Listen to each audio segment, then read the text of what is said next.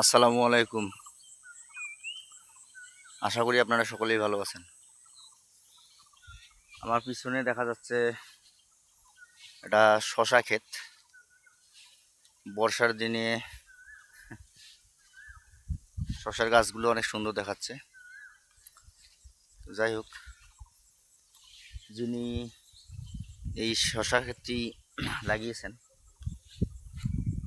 তার মনে হয় অনেক মনোবল ভালো, এই জন্য শশা ক্ষেতটি লাগিয়েছেন। তো যাই হোক, এখান থেকে প্রচুর পরিমাণে টাকা ইনকাম করা যাবে। এটা একটা কৃষিকাজের মধ্যে পড়ে। তো আপনারাও আসুন